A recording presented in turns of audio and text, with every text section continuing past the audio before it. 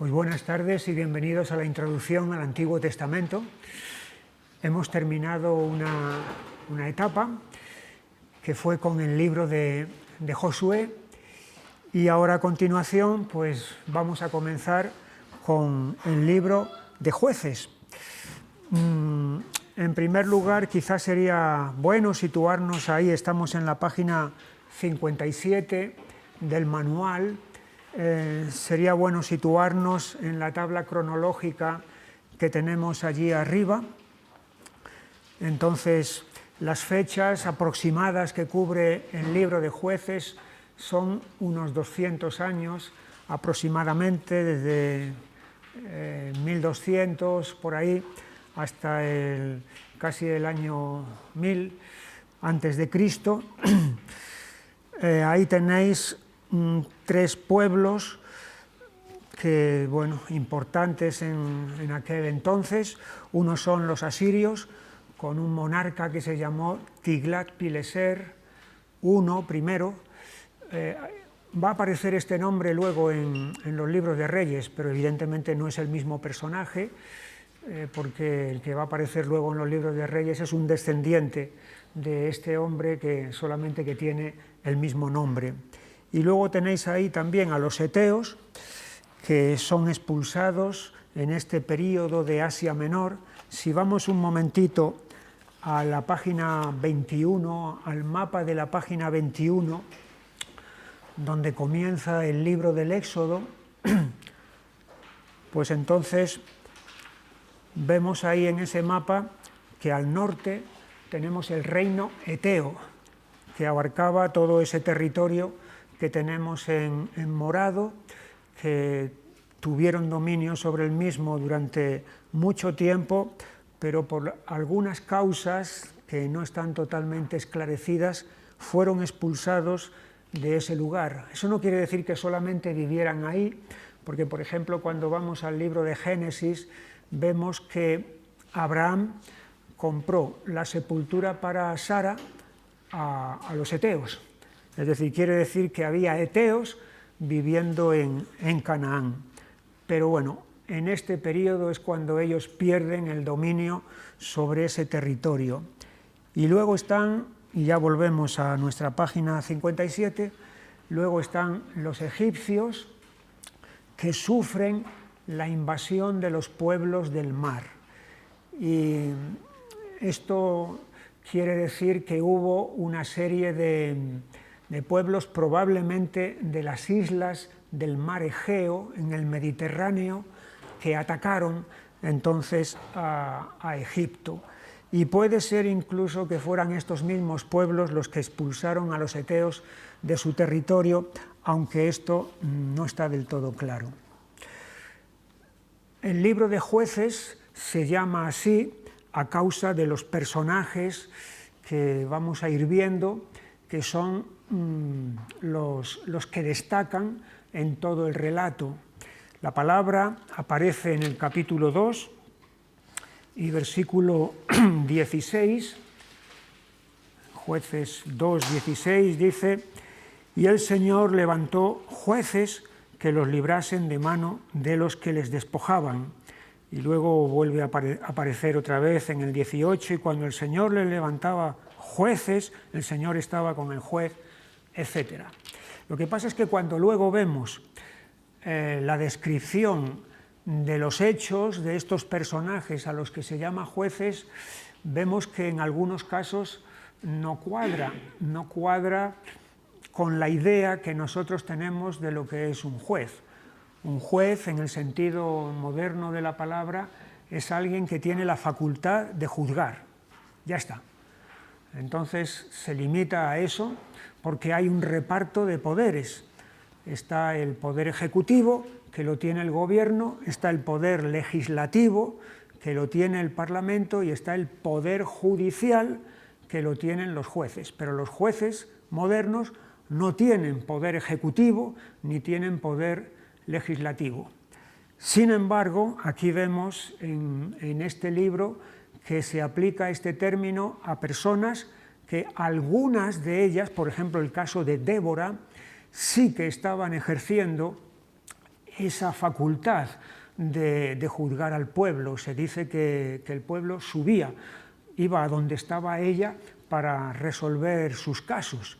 Y anteriormente, en el libro de Deuteronomio, Dios especifica de que cuando Israel entre en Canaán se instituyan jueces.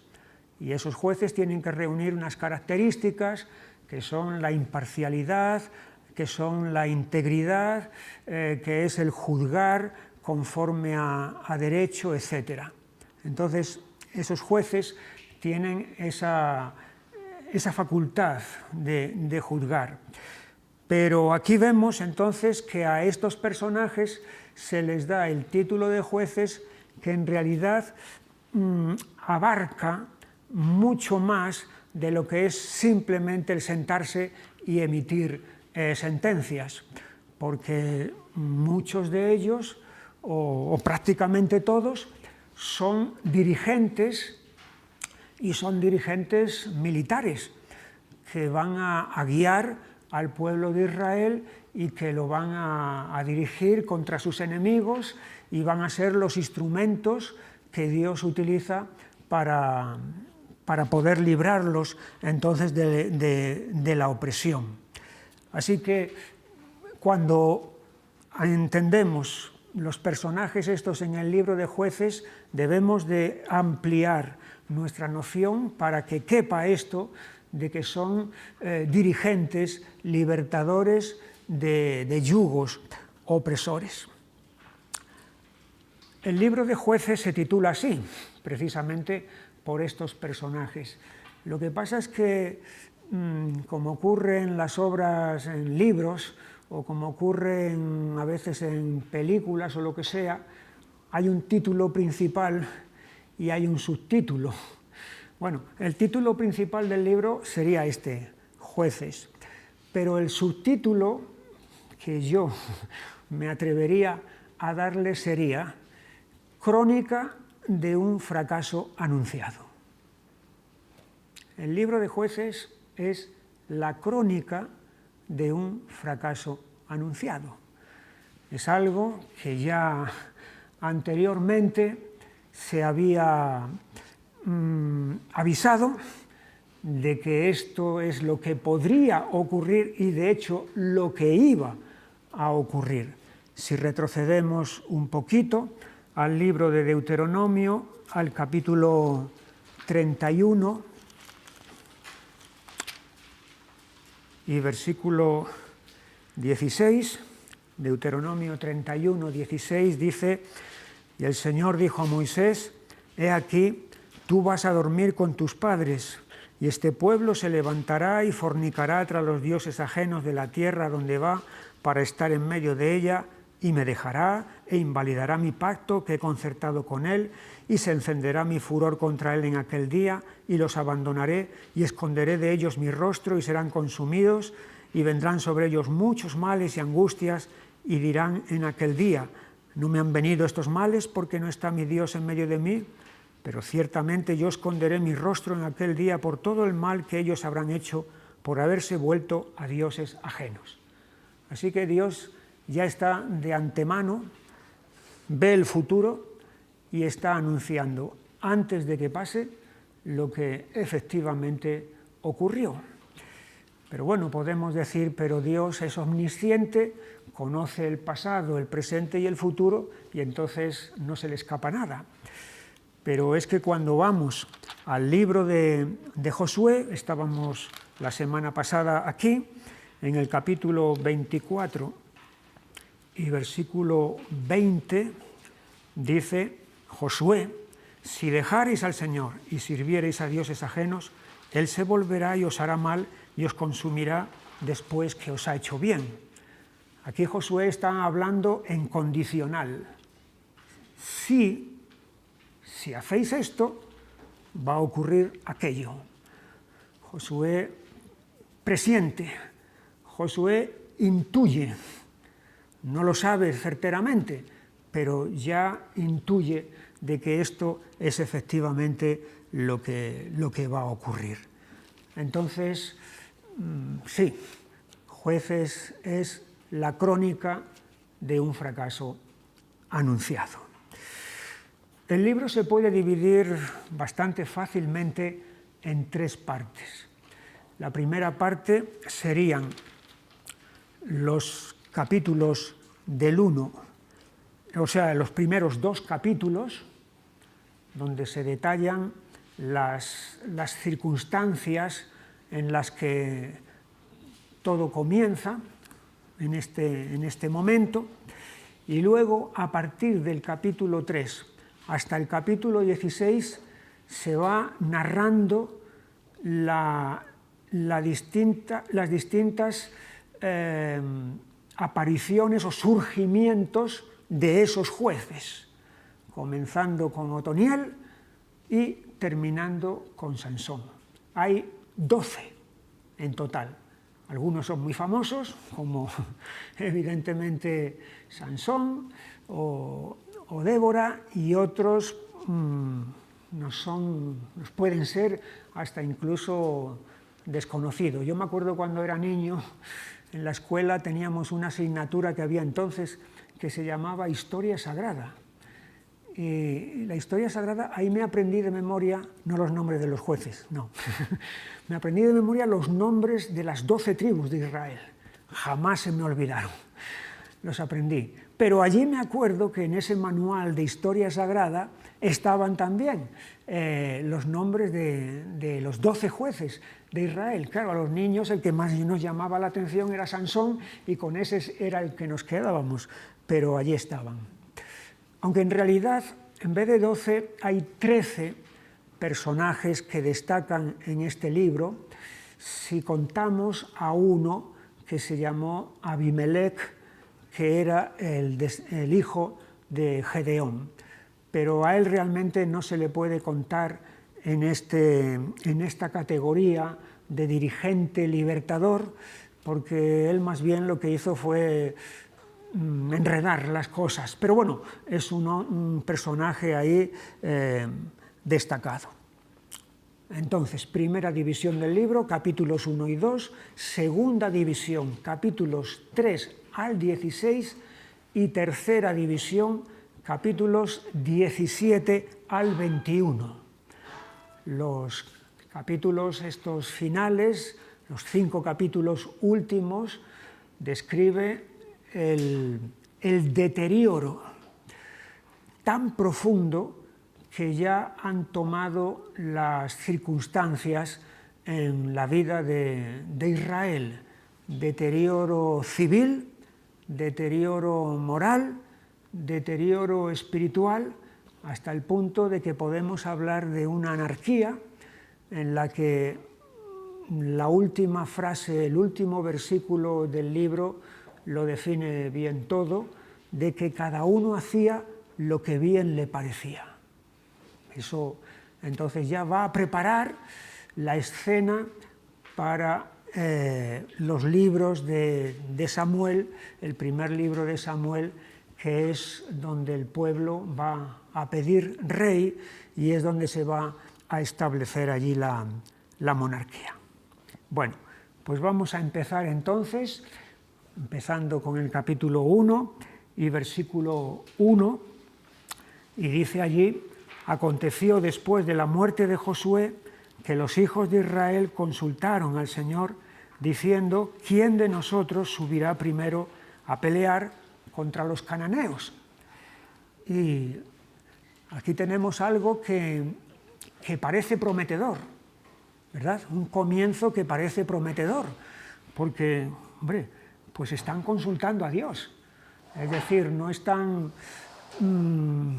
sacando ellos mismos sus propias deducciones o su propia iniciativa, bajo su propio criterio, nada de eso. Están consultando a Dios. Ya vimos en el libro de Josué el error tremendo que los israelitas cometieron con lo de los gabaonitas. Vinieron disfrazados diciendo: no, si nosotros venimos de muy lejanas tierras, y estaban ahí a unos pocos kilómetros, y creyeron el engaño porque no consultaron a Dios.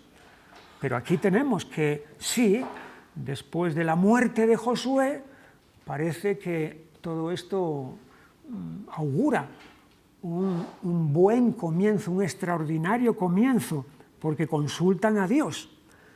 Y de hecho, ese prometedor comienzo parece que se confirma con las primeras victorias que se van a obtener aquí. En el versículo 4, subió Judá y el Señor entregó en sus manos al cananeo y al fereceo e hirieron de ellos en Bezec a 10.000 hombres. Así que consulta a Dios, primera conquista, y luego ahí sigue la conquista. En el versículo 8, combatieron los hijos de Judá a Jerusalén y la tomaron, y pasaron a sus habitantes a filo de espada y pusieron fuego a la ciudad. Después los hijos de Judá descendieron para pelear contra el cananeo, que habitaba en las montañas, en el Negev y en los llanos, y marchó Judá contra el cananeo que habitaba en Hebrón, la cual se llamaba antes Kiriat Arba, e hirieron a Sesai, a Imán y a Talmai. Así que aquí tenemos a Judá, la tribu importante de Israel, cómo toma la iniciativa, y entonces comienza esta serie de conquistas. Y así es como llegamos al versículo 17. Fue Judá con su hermano Simeón y derrotaron al cananeo que habitaba en Sefat y la asolaron y pusieron por nombre a la ciudad Horma. Tomó también Judá a Gaza con su territorio, a Ascalón con su territorio y Ecrón con su territorio. Y quiero recordar aquí que Gaza, Ascalón y Ecrón están en la margen occidental meridional del territorio, al lado del mar Mediterráneo, que es todo lo que era el territorio de los filisteos. Es decir, están comenzando, combatiendo todo eso y venciendo en todas esas partes. El versículo 19. Y aquí es donde tenemos ya la primera señal inquietante que anuncia lo que luego se va a manifestar en una manera más profunda. Versículo 19, el Señor estaba con Judá, quien arrojó a los de las montañas, mas no pudo arrojar a los que habitaban en los llanos, los cuales tenían carros errados. Pero si el Señor estaba con Judá, ¿cómo puede ser que no arrojara a los que habitaban en los llanos, aunque tuvieran carros errados? Aquí está la primera señal inquietante de que las cosas ya no marchan como deberían de ir marchando.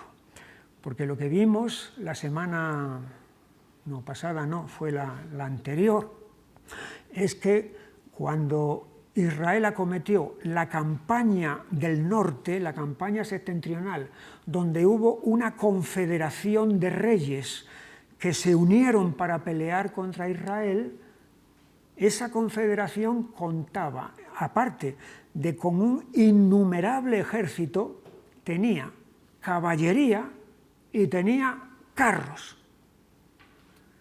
Y vimos que tenían todas las ventajas para derrotar a Israel. Sin embargo, contra todo pronóstico, fue Israel quien derrotó a esa confederación a pesar del armamento y de los pertrechos superiores que tenía sobre Israel. Josué lo hizo, Josué lo consiguió. El Señor estaba aquí con Judá, lo mismo que con Josué. Entonces, ¿por qué no pudieron arrojar a los que habitaban en los llanos, los cuales tenían carros errados? La segunda señal inquietante la tenemos en el versículo 21. Mas al jebuseo que habitaba en Jerusalén no lo arrojaron los hijos de Benjamín, y el jebuseo habitó con los hijos de Benjamín en Jerusalén hasta hoy. Llama la atención esta ciudad. Esta ciudad, con el paso del tiempo, va a ser la capital y va a ser la ciudad principal de todas.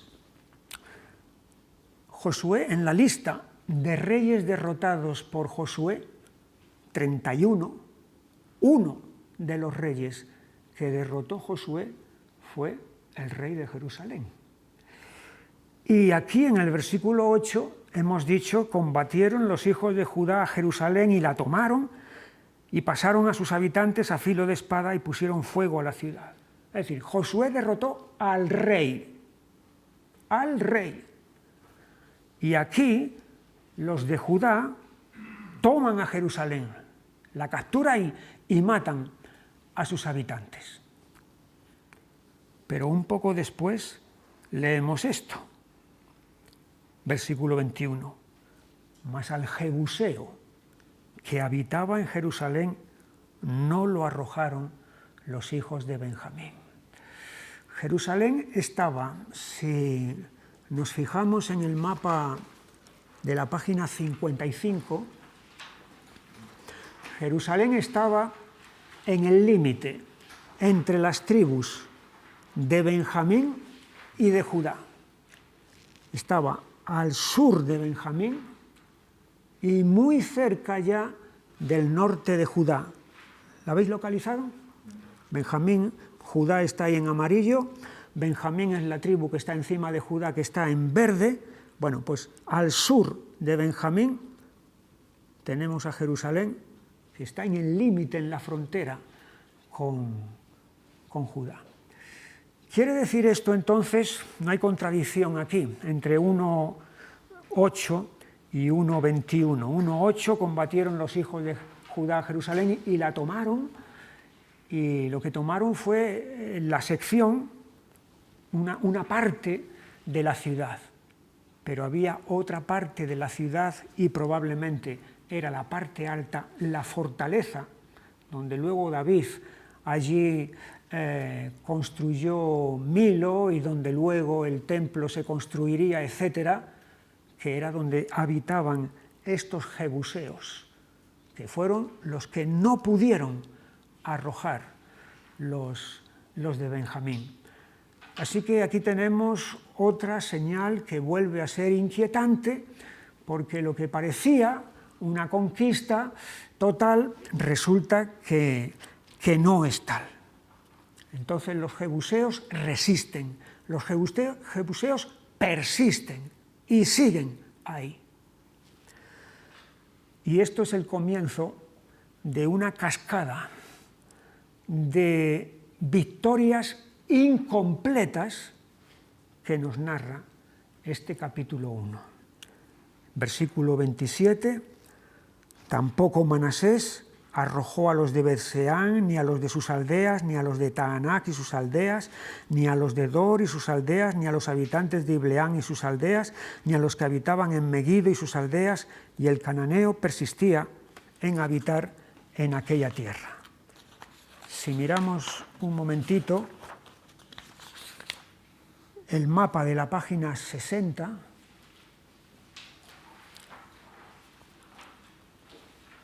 porque tenemos que tener cuidado. Cuando miramos el de la página 55 y vemos los territorios correspondientes a las 12 tribus, no tenemos que sacar la conclusión de decir, esto es, ocuparon todo esto. No, esos fueron los lotes que les correspondieron. Esa era la teoría. Pero la práctica, la realidad, no era esa. La realidad la tenemos en el mapa 60.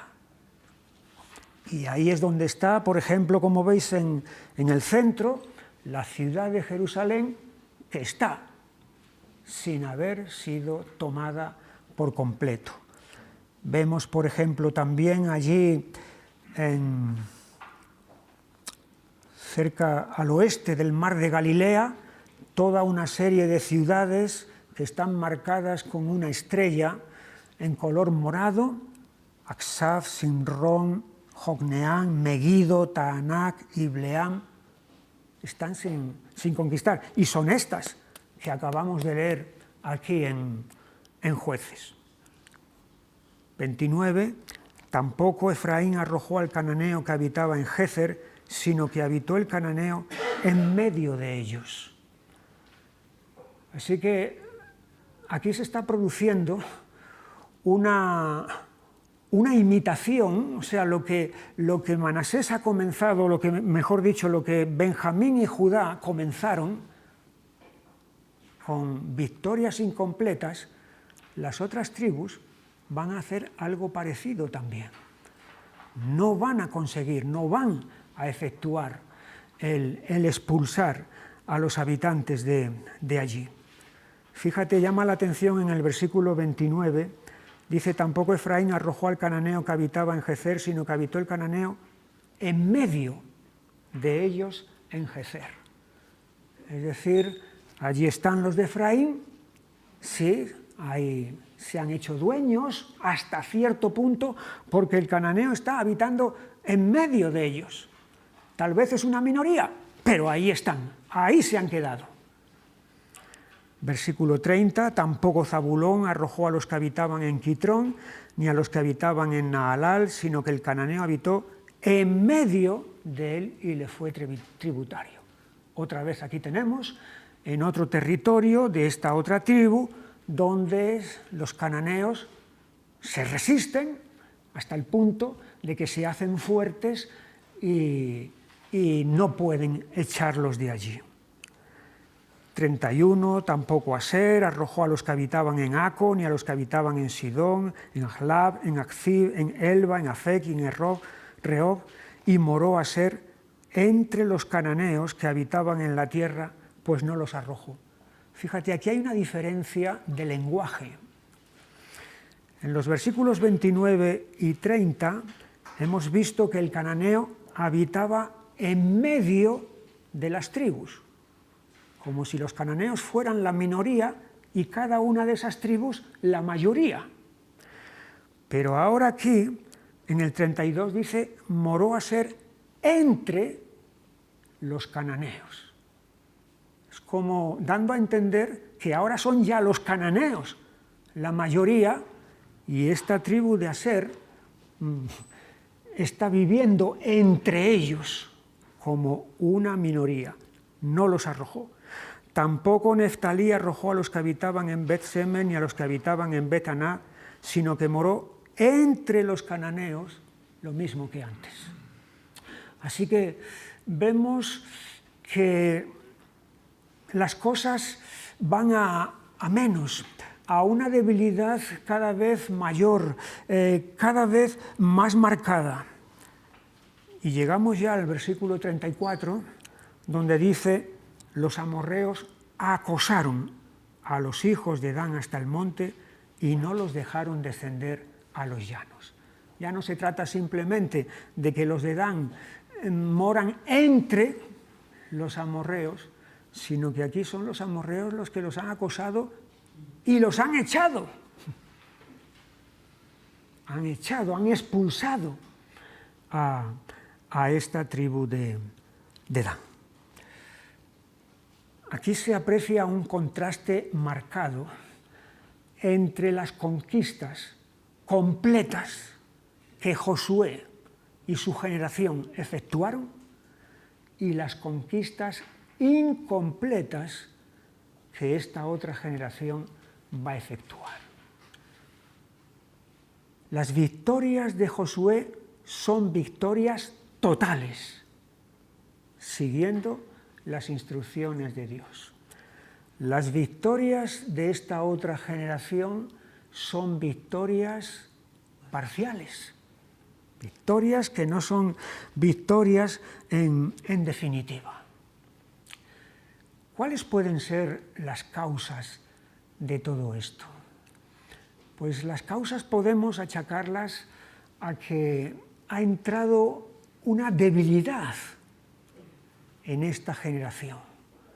La generación anterior era una generación esforzada, una generación valiente y obediente a lo que Dios había dicho. Y estaban confiando y creyendo que Dios les daría las victorias totales, y efectivamente eso es lo que alcanzaron. Pero aquí estamos ante una generación en la que hay una debilidad por causa de un conformismo que radica en la comodidad. Las victorias totales requieren una entrega, una lucha a fondo, y las victorias parciales no requieren tal entrega a fondo ni tal sacrificio. Son mucho más fáciles y mucho más llevaderas y cómodas. Pero claro, todo esto tiene consecuencias, y las consecuencias son que todos esos altares que Dios dice los derribaréis y los destruiréis, esos altares se quedan intactos.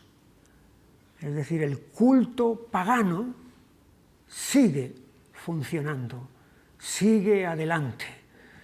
Y si el culto pagano sigue adelante, eso quiere decir que se convierte en una fuente de tentaciones para el pueblo de Dios. Porque ahí puede empezar a entrar un pensamiento de decir, bueno, ¿por qué somos nosotros los únicos poseedores de la verdad? ¿No habrá también parte de verdad en lo que esta gente cree y en lo que esta gente practica? Tal vez ellos tengan también algo de luz, no solamente nosotros, sino que haya cosas válidas, verdaderas, valores buenos en lo que esta gente está creyendo y está practicando. Y se puede empezar a meter un pensamiento de ese estilo hasta el punto de que eso lo que va a hacer finalmente va a ser minar la fortaleza espiritual del pueblo de Dios. Estas victorias incompletas y parciales que vemos tienen ventajas, por lo menos a corto plazo. Y las ventajas son esas que hemos dicho. No hay que pelear y se puede a lo mejor llegar a acuerdos, a convivir con esta gente. Esas son las ventajas a corto plazo. Pero los peligros patentes que esto envuelve son muy graves y muy profundos.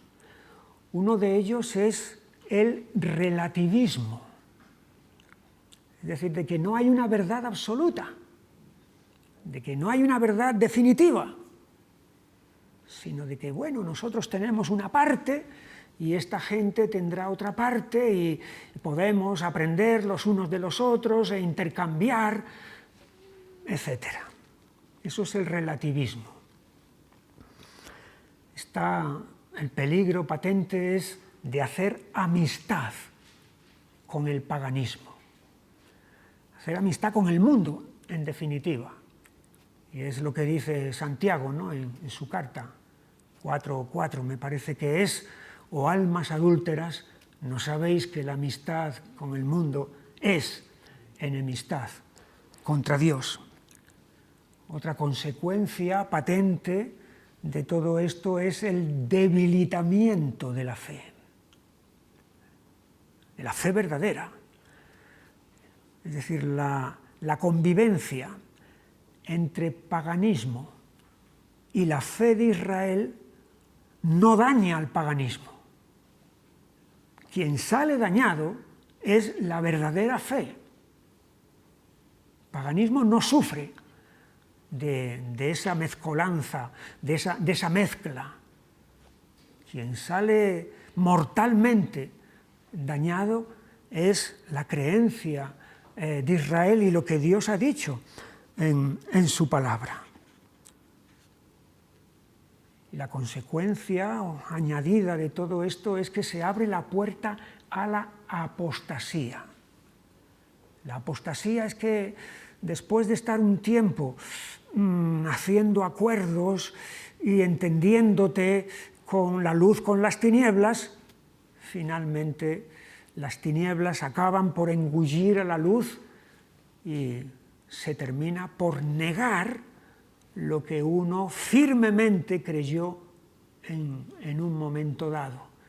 Y al final cedes en todo lo que el paganismo está creyendo y está practicando, y esto es lo que abre la puerta a la derrota total, que es lo que se aprecia en Jueces vez tras vez. Así que la crónica de un fracaso anunciado, que es como podemos definir al libro de Jueces, es también una crónica triste, una crónica en la que vemos al pueblo de Dios de rodillas delante de sus enemigos. Porque la misión que Israel tenía, que Dios había encomendado a Israel al entrar en Canaán, era que esa tierra de Canaán, que era un foco de difusión de tinieblas morales y espirituales, un foco de difusión además por todo el mundo, porque ya dijimos muy al principio de estas clases que los cananeos eran fenicios, cananeos igual a fenicios, fenicios igual a cananeos, eran grandes marinos, grandes comerciantes, que llegaron al extremo de Occidente, incluso aquí a España, y fundaron colonias por todo el mar Mediterráneo. Y evidentemente ellos no se conformaban simplemente con vender jarras o vender púrpura. Dicho sea de paso, la palabra Canaán significa esto, tierra de púrpura, y la palabra fenicia o fenicio significa en griego púrpura también. Ellos eran comerciantes en ese material, la púrpura, que procede de un molusco que hay en las costas de todo su territorio y que segrega una sustancia mediante la cual se produce el tinte de la tela, y es muy costosa. Bueno, ellos no se conformaban simplemente con ganar dinero vendiendo púrpura o lo que fuera. Ellos iban con sus ideas, ellos iban con sus creencias, ellos iban con sus altares, ellos iban con su religión. Y en esa religión estaban incluidas todas las prácticas abominables que hemos referido ya en algunas ocasiones. De tal manera que Canaán era un centro no solamente de que inventaron el alfabeto y decimos, mira, qué avanzados y qué cultos eran, y es verdad, pero una civilización puede tener un gran nivel de cultura, un gran nivel técnico, y sin embargo estar sumida en la miseria moral y en la oscuridad de la ignorancia total. Entonces, la misión de Israel es que esa tierra de Canaán, que ha sido difusión de todo eso, deje de ser eso, para que sea un centro de difusión de la luz y la verdad, del conocimiento, de la adoración del Dios vivo y verdadero. Allí tenemos en Éxodo, en el capítulo 19, y versículo 6, Éxodo 19, 6, y vosotros me seréis un reino de sacerdotes y gente santa. Ese es el propósito de Dios. Eso es la misión para Israel. Eso es lo que Dios quiere, que Israel sea en Canaán, sustituyendo a las tinieblas de Canaán. Aquí debe de haber un pueblo de sacerdotes, un reino de sacerdotes que tienen acceso a Dios para adorarle, para servirle, y de gente santa que va a vivir de acuerdo a la ley de Dios. y otra vez en Deuteronomio, en el capítulo 14 y versículo 2. Porque eres pueblo santo al Señor tu Dios, y el Señor te ha escogido para que le seas un pueblo único de entre todos los pueblos que están sobre la tierra. Así que tú eres un pueblo especial. Y esa particularidad tuya, Israel, de ser un pueblo especial, debe de hacerse notar, debe de influir a todos los pueblos de alrededor. De tal manera que aquí tenemos este propósito de Dios que comienza con Israel, pero que no acaba con Israel, y que comienza con Canaán, pero que no termina en Canaán, porque el propósito de Dios va mucho más allá. Como vemos en el libro del profeta Habacuc, en el capítulo 2, no hace falta que lo busquéis si no queréis, Habacuc 2:14, porque la tierra será llena del conocimiento de la gloria del Señor como las aguas cubren el mar. No meramente la tierra de Canaán, la tierra, el globo terrestre, el mundo entero, será llena del conocimiento de la gloria del Señor como las aguas cubren la mar. Este es el propósito de Dios, un propósito que no ha cambiado, un propósito que Dios no ha rebajado, un propósito que se cumplirá a su debido tiempo. Pero aquí tenemos entonces esto. La misión de Israel debía de consistir precisamente en eso, en instalarse en la tierra de Canaán, y donde antes reinaban las tinieblas, que ahora reine la luz. Pero Jueces es la constatación lamentable, triste, deprimente, llámalo como quieras, del fracaso de esa misión que Israel tenía en Canaán, porque van a hacer acuerdos con ellos, van a convivir con ellos, van a ser amigos de ellos, van a creer como ellos, van a vivir como ellos. No va a haber al final ninguna diferencia entre ellos y los otros.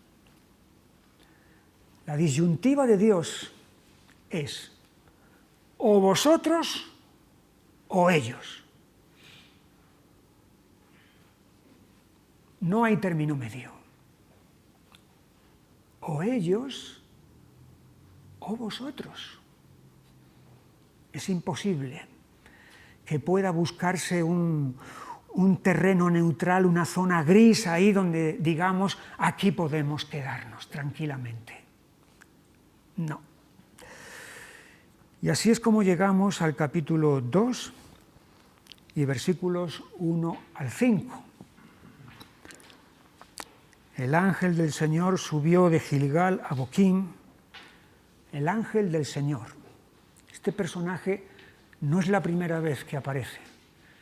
Ya apareció en Génesis, en el capítulo 16, la primera vez cuando Agar huyó de casa de Abraham, porque Sara la estaba haciendo la vida difícil.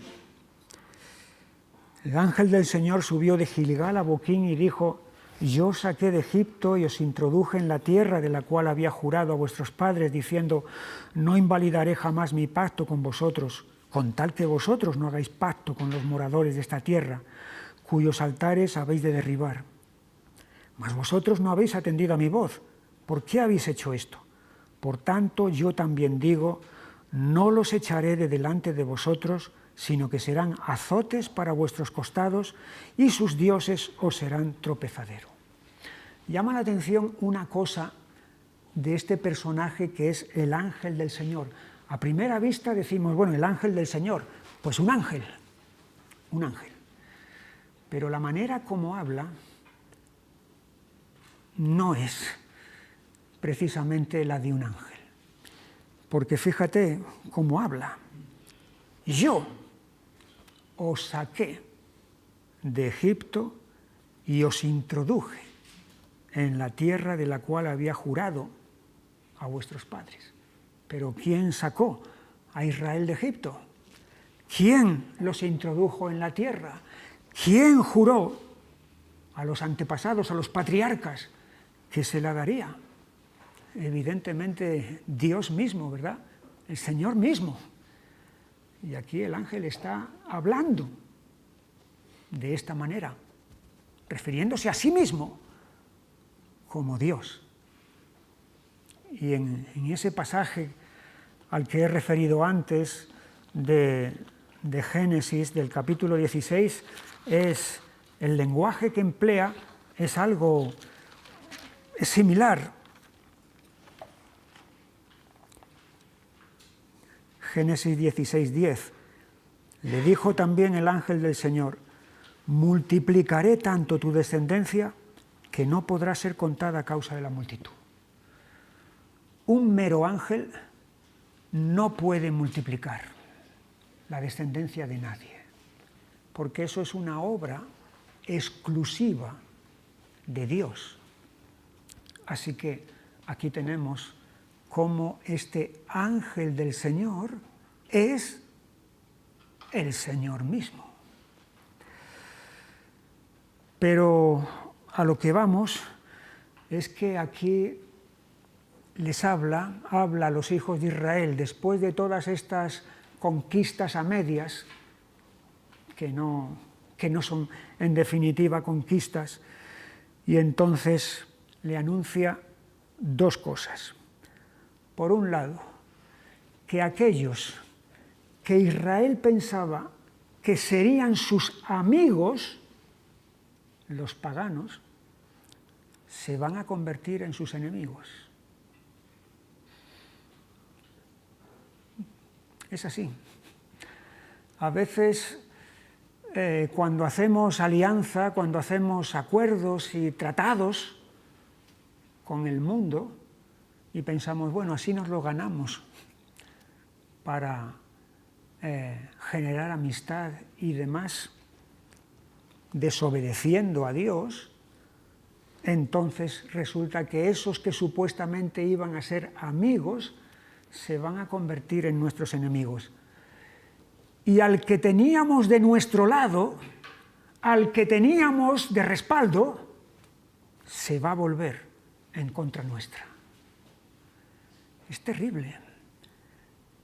El precio tan alto que hay que pagar por la desobediencia, por la idolatría, es que perdemos el respaldo de Dios y nos ganamos la hostilidad de quienes nosotros pensábamos que íbamos a hacerlos amigos. Es decir, las ventajas a la corta que decíamos antes, no, es más fácil, es mejor, es más cómodo,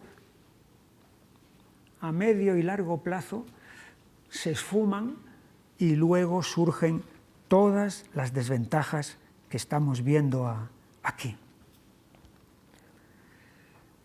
Versículo 4, cuando el ángel del Señor habló estas palabras a todos los hijos de Israel, el pueblo alzó su voz y lloró. Y llamaron el nombre de aquel lugar Boquim, que significa los que lloran, y ofrecieron allí sacrificios al Señor. Y parece que esto es un arrepentimiento. Parece, pero en realidad no lo es. Es un arrepentimiento superficial, es un arrepentimiento momentáneo, porque cuando sigamos leyendo un poco más adelante, vamos a ver que ellos vuelven a las mismas. Aquí quizás hay gestos muy emocionales. A veces los pueblos mediterráneos somos dados a esto, ¿verdad? Los pueblos del norte de Europa son fríos y distantes y cosas así, pero nosotros no, nosotros somos más dados a manifestar externamente nuestros sentimientos, como Israel. Lo que pasa es que a veces todo eso es simplemente humo, no hay nada consistente, no hay nada genuino detrás. Aquí parece que hay un arrepentimiento, hay llanto, hay clamor, pero cuando miras un poco más adelante te das cuenta de que eso ha sido simplemente algo momentáneo que no tiene consecuencias prácticas. Y así llegamos en este capítulo 2 al versículo 10. Y toda aquella generación, porque ha estado hablando los versículos anteriores de la muerte de Josué y de la muerte de la gente que era de su generación. Y toda aquella generación también fue reunida a sus padres, y se levantó después de ellos otra generación que no conocía al Señor ni la obra que Él había hecho por Israel. O sea, estos son hijos de creyentes. Son hijos de creyentes. Pero una cosa es ser hijo de creyentes y otra es ser creyente. Son dos cosas diferentes. Y aquí tenemos a estos que no conocen al Dios de sus padres. Para esta generación nueva, Dios es remoto, un extraño. Sí, hemos oído hablar, nuestros padres, nuestros abuelos nos han contado cosas, seguramente serán leyendas piadosas o historietas que ellos creyeron a pies juntillas.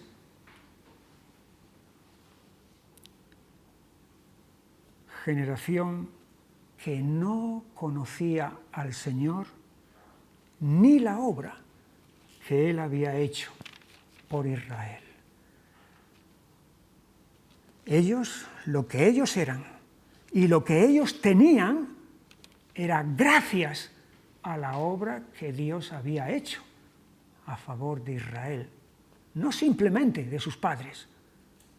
Si estaban ellos ahora mismo en Canaán y estaban poseyendo y disfrutando de las cosas que allí había, era gracias a lo que Dios había hecho con ellos. Pero ellos no lo captan así, no lo entienden así. Piensan, nosotros estamos aquí, trabajamos, labramos la tierra, aramos, nos ganamos nuestro sustento con nuestro trabajo. Somos nosotros los artífices de todo lo que tenemos. Un cambio de generación, un cambio de ciclo. Aquí tenemos a los hijos de los pioneros. Los pioneros son los esforzados, los sacrificados, los valientes. Los hijos han recibido de sus padres toda esa herencia, todo ese legado, que lo van a dilapidar. Lo van a dilapidar todo lo que sus padres habían ganado.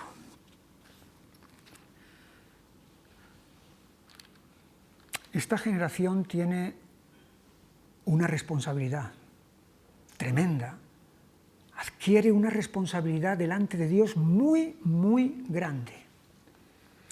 De hecho, esta generación tiene más responsabilidad ante Dios que los mismos cananeos, porque los cananeos no han conocido otra cosa, han vivido en las tinieblas, siempre. Pero esta generación tiene la luz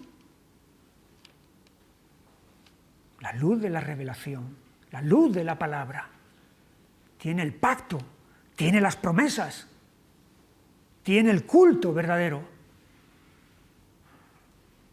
Tiene todo eso, por lo tanto tiene mayor responsabilidad porque tiene mayores privilegios, cosa de la cual los cananeos estaban totalmente desprovistos.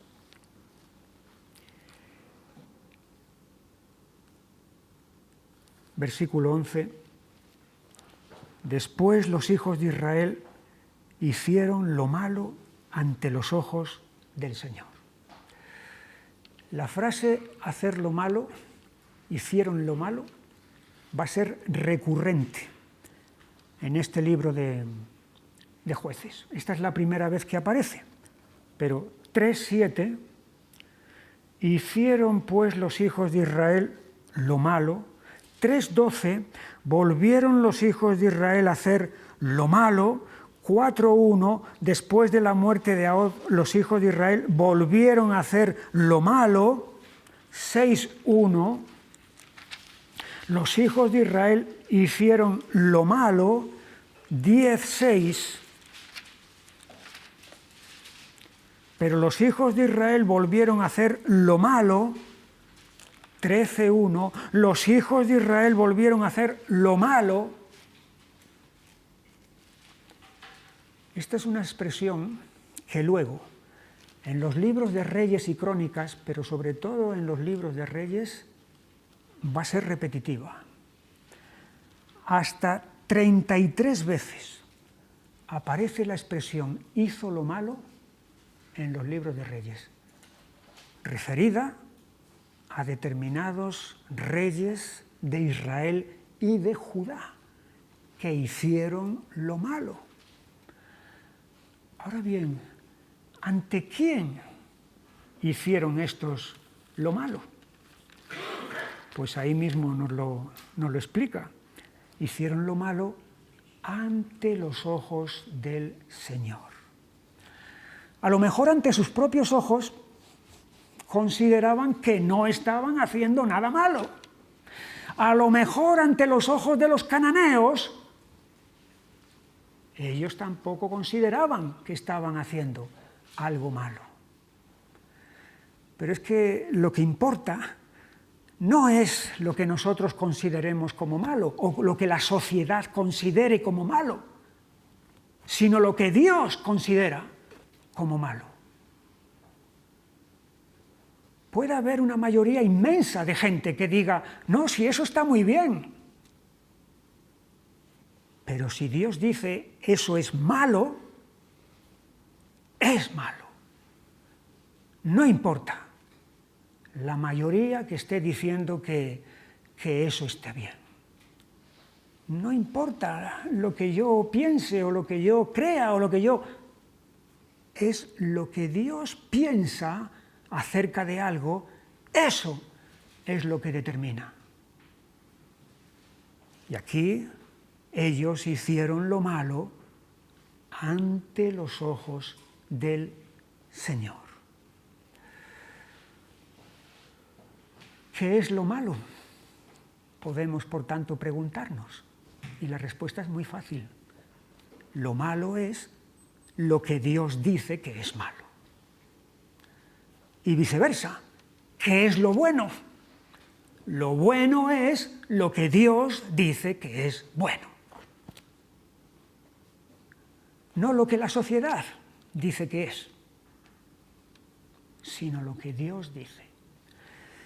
Y la única manera que tenemos para saber qué es lo malo y qué es lo bueno ante los ojos de Dios es venir a su palabra. Porque en su palabra se especifica y se nos enseña qué es lo malo y qué es lo bueno. Los hijos de Israel hicieron lo malo ante los ojos del Señor y sirvieron a los Baales. Es la primera vez que aparece esta palabra en la Biblia, Baales, que a partir de aquí se va a convertir en recurrente. Hasta el tiempo del cautiverio en Babilonia, los Baales no van a desaparecer de la vida del pueblo de Dios. Habrá momentos bajo determinados reyes, Josafat, Ezequías, Josías, que promovieron reformas espirituales y erradicaron los Baales, pero tras la muerte de esos reyes y algún otro, otra vez vuelven y vuelven y vuelven los Baales a hacer acto de presencia. En realidad, la primera vez que aparece en singular la palabra Baal salió en el libro de Números, en el capítulo 25, en una escena que ya vimos en su momento. Números 25, versículo 1, moraba Israel en Sittim y el pueblo empezó a fornicar con las hijas de Moab, las cuales invitaban al pueblo a los sacrificios de sus dioses. El pueblo comió y se inclinó a sus dioses. Así acudió el pueblo a Baal Peor, y el furor del Señor se encendió contra Israel. Aquí tenemos por primera vez el nombre Baal, unido a otro nombre, Baal Peor. Seguramente se trata de una localidad, de un sitio donde había un centro de adoración a este ídolo. Este ídolo era el principal de los ídolos cananeos, Baal. Aquí se le llama Baal Peor. No confundáis aquí la palabra peor con la palabra española peor, no tiene nada que ver, ¿eh? Peor es una palabra que está en hebreo tal cual y hace alusión a algo obsceno. No voy a nombrar aquí el significado literal, pero es algo obsceno. Y efectivamente la escena que luego vemos ahí, con Israel fornicando con las hijas de Moab, cuadra perfectamente con el significado del término. Baal, el ídolo principal de los cananeos. Según los cananeos, este ídolo era el que tenía el control sobre los procesos de la naturaleza. Por ejemplo, la lluvia. La lluvia es vital para las cosechas. Las cosechas son esenciales para nuestro mantenimiento. Los cananeos atribuían a Baal la lluvia, la cosecha y, por lo tanto, el bienestar, su bienestar material. Israel hicieron lo malo ante los ojos del Señor y sirvieron a los Baales, atribuyendo a esos ídolos, a ese ídolo, lo que es facultad, lo que es potestad del Dios vivo y verdadero. Es negar a Dios y afirmar lo que es falso.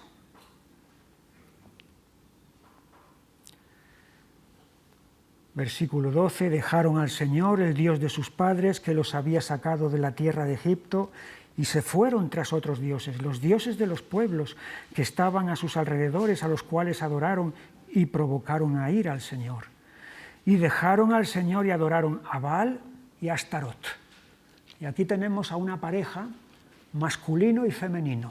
Baal es el ídolo masculino y Astarot, que en otras partes del Antiguo Testamento se llama Asera, es el ídolo femenino. Era como un compendio entre lo que hacía uno y lo que hacía otro.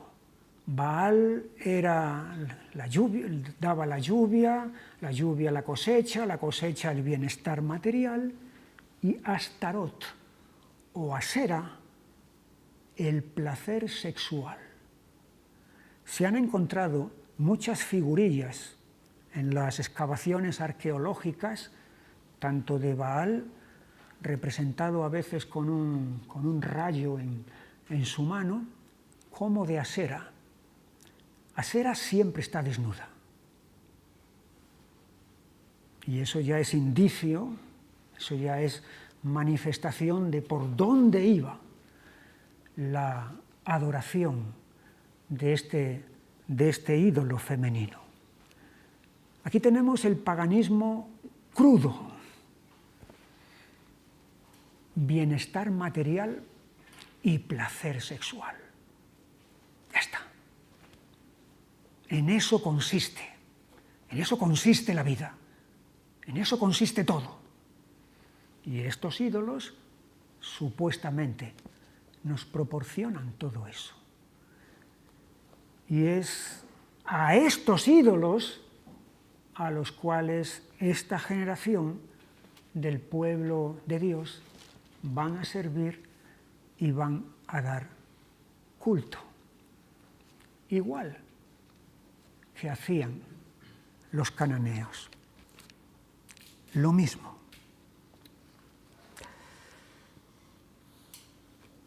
Es evidente que hay una incompatibilidad entre el culto a Dios y el culto a estos ídolos. Lo que pasa es que la idolatría es fácil. La idolatría es fácil porque simplemente hay que dejar que las bajas pasiones que hay en nosotros se manifiesten. Simplemente hay que dejarse llevar por todos esos deseos carnales para practicar este culto y ya está todo hecho. Mientras que el culto a Dios, al Dios vivo y verdadero, demanda santidad. Es decir, la idolatría es como el que va cuesta abajo, y el culto a Dios es ir cuesta arriba. Cuesta abajo, cuesta poco. Cuesta arriba, cuesta mucho. Pero claro, la cuesta abajo al final termina donde acaba. Y la cuesta arriba termina de manera muy, muy diferente. Referente a esto de Baal, cuando el tiempo de Elías vivió el rey Acab, que estaba casado con Jezabel, la cananea, la fenicia. Y entonces lo que hizo este matrimonio fue introducir el culto a Baal, pero de una manera oficial en Israel. Es decir, que ya no solamente fuera una costumbre del pueblo, sino que tuviera respaldo oficial, respaldo real, que contara con todo el apoyo. Y ahí es donde se presenta el profeta Elías desafiando a Acab.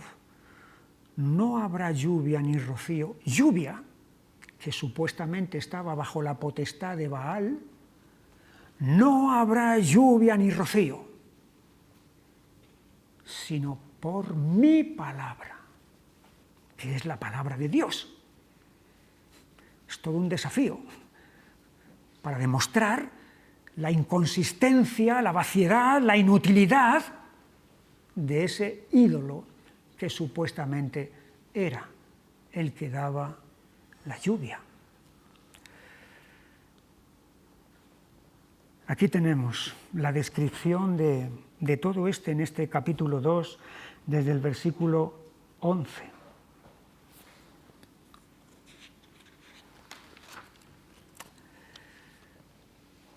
La idolatría es el gran tropiezo, es la gran tendencia del corazón humano. No es extraño que el primero de los mandamientos, de los 10 mandamientos, es: no tendrás dioses ajenos delante de mí. Porque Si se quebranta ese mandamiento, todo lo demás ya se cae por su peso. La idolatría es la transgresión que va a hacer posible que las demás transgresiones sucedan. Comenzando por ahí, se llega a todo, a cualquier cosa, a las aberraciones más horribles que se puedan imaginar. De hecho, cuando vamos a la carta a los Romanos, al capítulo 1,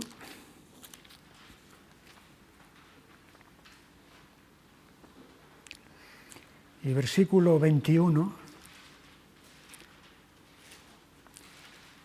dice: pues habiendo conocido a Dios, no le glorificaron como a Dios, ni le dieron gracias, sino que se envanecieron en sus razonamientos y su necio corazón fue entenebrecido. Profesando ser sabios se hicieron necios y cambiaron la gloria del Dios incorruptible en semejanza de imagen de hombre corruptible, de aves, de cuadrúpedos y de reptiles.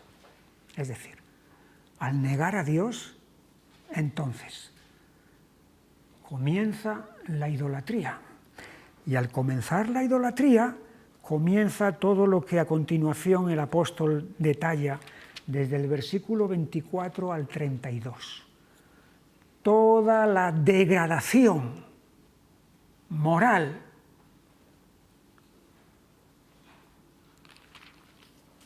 incluyendo las relaciones sexuales entre personas del mismo sexo.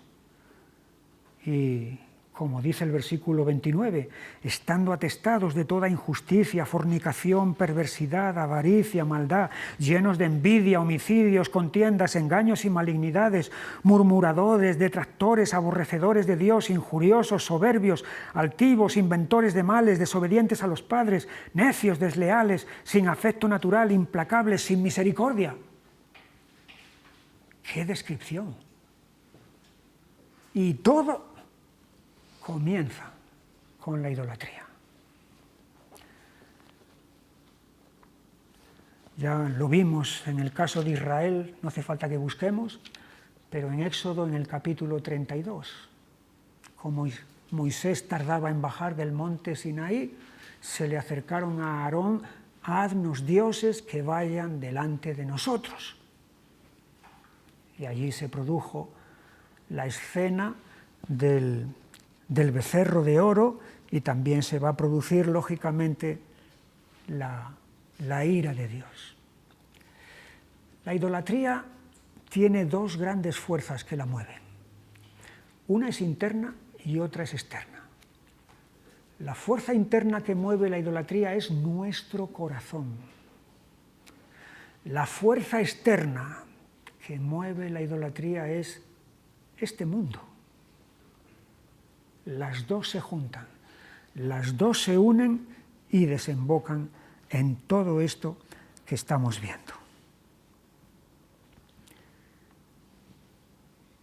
Como consecuencia viene entonces la ira de Dios. Final del versículo 12, provocaron a ira al Señor, y comienzo del versículo 14, y se encendió contra Israel el furor del Señor. Ira y furor.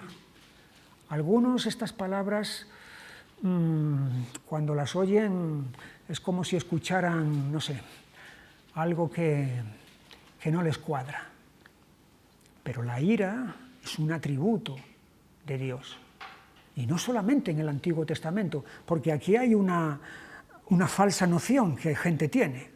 Es que el Dios del Antiguo Testamento, sí, es el Dios de la ira. Pero luego está el Dios del Nuevo Testamento, que es el Dios de la bondad. Eso no se sostiene. En el Antiguo Testamento vemos la ira de Dios como la bondad de Dios y la gracia de Dios y el amor de Dios, de la misma manera que vemos en el Nuevo Testamento la gracia de Dios y el amor de Dios y la ira de Dios. De hecho, hay un pasaje en Apocalipsis 6:16 que nos puede sorprender. 6:16, Apocalipsis, dicen: y decían a los montes y a las peñas: caed sobre nosotros y escondednos del rostro de aquel que está sentado sobre el trono y de la ira del Cordero. Del Cordero. Alguien tan manso, alguien tan... Sí, la ira del Cordero. De Jesús. Ese Jesús que algunos pintan, que algunos tienen en su imaginación, pero solamente en su imaginación, de que es pura bondad y nada más que bondad y amor. La ira del Cordero. Y aquí es donde ya vamos a ir terminando.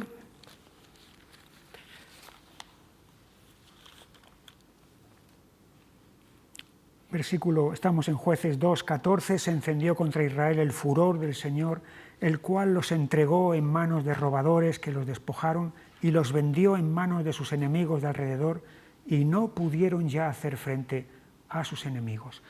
Hay dos verbos que aquí se emplean: los entregó y los vendió.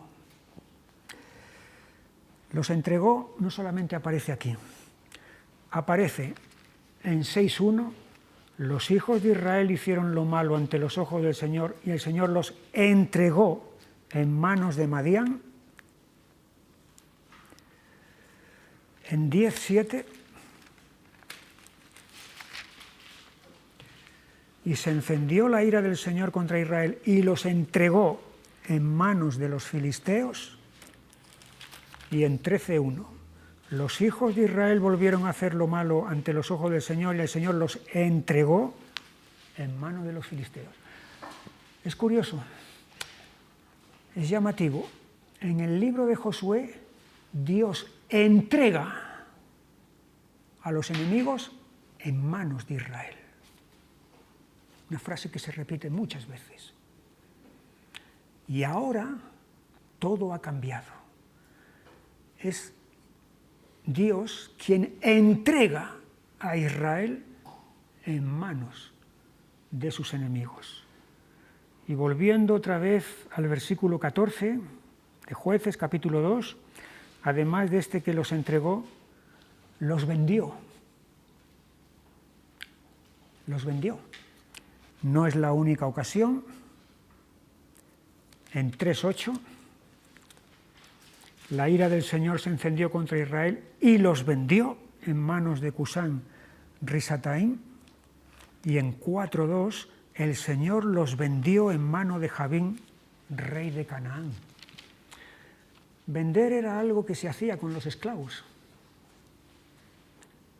Aquí Israel no ha querido a su dueño, a su verdadero dueño, lo ha rechazado, y ese dueño lo va a entregar, lo va a vender, como se hacía con los esclavos, a otros dueños implacables y terribles, que se van a apoderar de ellos. ¿Qué consecuencias tan terribles tiene la desobediencia, tiene el pecado, tiene la idolatría? Versículo 15, por donde quiera que salían, la mano del Señor estaba contra ellos para mal, como el Señor había dicho y como el Señor se lo había jurado, y tuvieron gran aflicción. Y aquí es donde llegamos a un razonamiento. Todos esos mandatos dados a Josué de exterminar a todos esos pueblos que parecen tan duros, cuando ahora vemos a dónde ha llegado el pueblo de Dios, vemos la consistencia que tenían esos mandatos. Tenían un porqué, tenían una razón de ser. Porque fíjate a la situación a la que ha llegado el pueblo de Dios por causa de no haber hecho lo que tenía que haber hecho. Pero termino. Es verdad que aquí vemos el lado severo de Dios en todo esto, porque hay un lado severo en Dios. Pero también hay un lado de compasión y de misericordia en Dios. Versículo 16, y el Señor levantó jueces que los librasen de mano de los que les despojaban. Ahí está la provisión liberadora, misericordiosa de Dios hacia un pueblo que le ha sido infiel, ingrato, necio. Pero ahí viene la mano de Dios para levantar a estos personajes, que si Dios lo permite, lo veremos la semana próxima. Que el Señor os bendiga.